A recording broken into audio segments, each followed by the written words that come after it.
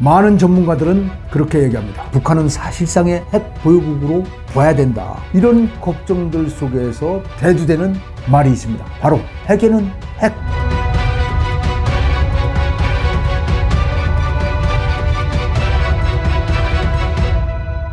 핵에는 핵, 전술핵 배치, 핵 공유. 너는 어떻게 생각하느냐? 저도 당연히 국민의 한 사람인데 심정적으로 그렇게 됐으면 좋겠습니다. 저도 여러분과 똑같습니다. 그러나 이 전술핵 배치 문제는 떡줄 사람, 이 전술핵을 갖고 있는 미국은 생각이 없다. 명확히 얘기를 해버렸어요.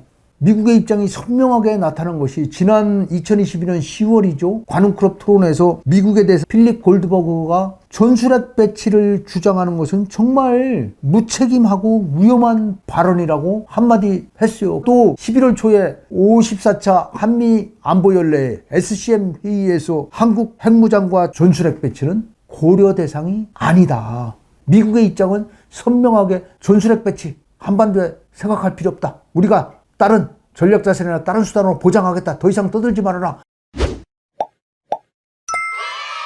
자, 강력하게 한미동맹의 힘으로 미국의 정치권을 설득하면 가능하지 않느냐. 미국 내 여론도 저렇게 한국을 방치해서는 안 된다 하고 국민의 여론이 막 변하고 있다. 거기에다가 러시아가 우크라이나 사태 끝난 후 북중로가 더 긴밀하게 바뀌면서 옛날 공산주의가 남하하듯이 이런 형국이 발전한다.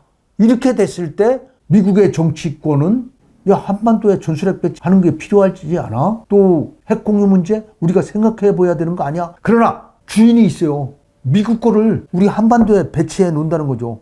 근데 저도 그렇게 해줬으면 좋겠는데 절대 미국은 그렇게 하지 않는다는 거죠. 제가 미군 핵 담당 전문가라면 미국 대통령이 그냥 갖다 놓지? 바이든이 얘기해도 이거 뭔 소리야 하고 갖다 놓을 미국의 입장에서는 하등의 이유가 없어요. 갖다 놓을 이유뿐만 아니라 군산과 오산에 갖다 놓는 순간 주한미군, 주일미군, 북한의 핵 위협에 빠뜨리게 하는 것이다. 미국의 입장에 봤을 때 그런 위험을 감수할 일도 없다는 거예요. 일도 없다는 거예요. 일도 없는 얘기를 왜 시간 낭비하느냐. 제가 오히려 걱정하는 것은 정치인들이 있지 않습니까? 표심을 쫓는 정치인들이 또 어느 순간에 전술핵 배치와 핵 공유 문제를 계속해서 제기한다는 거죠. 저는 궁극적으로 우리가 핵무장을 하는 쪽으로 방향을 가지고 가야 된다. 우리 지역교 사하구에 하겠습니다. 안보를 위해서 우리 사하구가 나서겠습니다. 미 핵전력 전진 배치와 같은 정말 이제는 우리 대한민국 국민의 생명과 안전을 보존할 수 있는 그런 실행력이 필요한 때라고 생각합니다. 또 이 문제를 가지고 앞으로 10년간 똑같은 문제를 제기하면서 안 된다는 문제를 가지면서 또 10년을 허송세월하면 안 된다. 지난 30년간 비핵화하면서 결국은 북한의 핵이 여기까지 왔지 않습니까? 또 이 전술핵 배치 미국 안 된다는데 또 10년간 된다 하는 것들을 우리는 경계해야 된다. 대통령은 국가안보 지침을 기본적으로 국방부에 주게 돼 있어요. 그 안보 지침에 의해서 국방부는 움직여야 된다. 지침 우선 바뀌어야 된다는 거죠. 비핵화 정책이 계속 우리의 정책이다 그러면 우리 국방백서에 절대로 북한 핵을 보유하고 싶다 이 표현을 할 수 없다는 거죠. 청와대 경호하는데 버스가 몇 대인가 이런 거 자꾸 묻지 마시고 북한의 핵과 미사일 위협이 이렇게 고조됐고 이렇게 위험한데 대통령님 국방부 장관을 이번 달에 만나실 계획이 있습니까? 장관은 지금 북핵 문제를 대응하기 위해서 삼축 체계에 대해서 대통령한테 몇 분간 어떤 주제를 보고하셨으며 대통령은 어떤 문제에 관심을 가지셨는가? 대통령으로 받은 국가 안보 전략 지침은 무엇이고 장관은 이 위기를 어떻게 보고 있으며 어떤 준비를 하고 있는가? 국방부에서 브리핑을 안 해주니까 여기서 지금 제가 기사를 주워 먹어갖고 이렇게 나름대로의 경험에 의해서 평가를 하는 거 아닙니까? 이수부화에 나오는 마을 사람들이 되는 거 아니냐? 이거 뭐 아무 일도 없으니까 오늘도 아무 일 없고 북한 애들 저렇게 때려봐야 아무 일도 없는데? 안보라는 것은 위협을 없애고 취약성을 줄이는 작업인데 제가 볼 때는 북핵이라는 위협은 더 커지고 여기에 대응해갖고 이런 취약성들을 줄여야 돼. 이 취약성은 계속 늘어나는 것 같고 국민은 도대체 위협이 무엇이고 우리가 취약한 것이 무엇인가 이런 것들을 잘 모르고 이게 위기라는 거예요. 차라리 우리가 잠재적인 핵무장을 어떻게 할 것인가? 야, 그런 방법은 있는가? 차라리 민간 사이드에서 핵무장, 한국판 맨하탄 계획을 추진해야 된다. 이런 것들은 바람직하다고 봅니다. 핵무장이 필요하다. 우리는 준비해야 된다. 이런 여론은 필요하다고 봐요. 그게 실제로 핵무장을 할 것이냐, 또 움직이느냐, 이거는 별개의 문제고, 분리해서 생각하자. 분리해서. 우리는 군사동맹이 유일하게 미국 하나뿐이에요. 유일하고 최초이자 마지막 동맹을, 미국 군사동맹을 맺고 있어요. 양안 관계에 있어서 어떤 중국과 그런 관계가 있다. 그러면 지금 한미 상해 방위 조약에서 지원을 해야 되죠. 저는 여기에 해답이 있다고 봐요.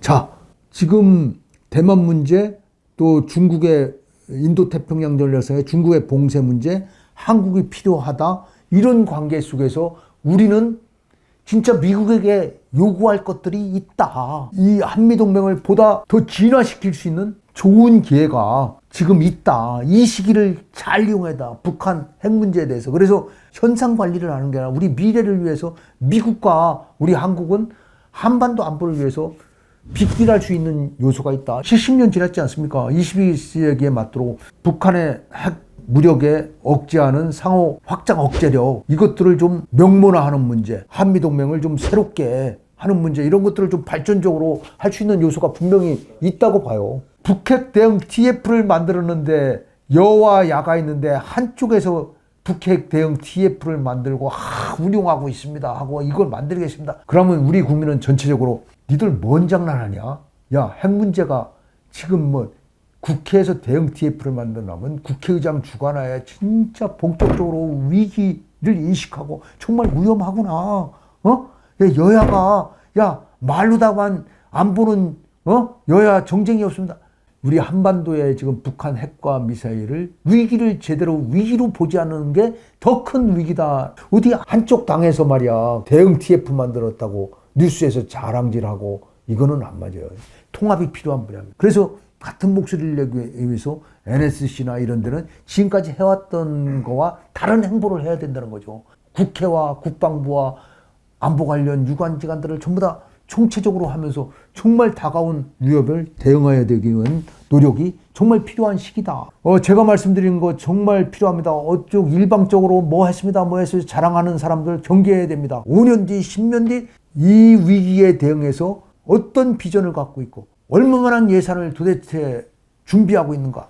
우리 대한민국 국회의 국방위는 그런 노력을 위해서 국회의원들이 어떤 노력을 하고 있는가. 이것을 우리 국민들이 이제는 정확히 평가해야 된다. 그래서 저의 채널 국방본색 많이 시청해 주셔야 되고 또 유심히 한 번 보시고 두 번 보시고 해야 된다고 다시 한번 열렬히 여기 있는 이 연사 아마 뜨거운 가슴으로 주장을 합니다. 여러분 구독과 좋아요입니다.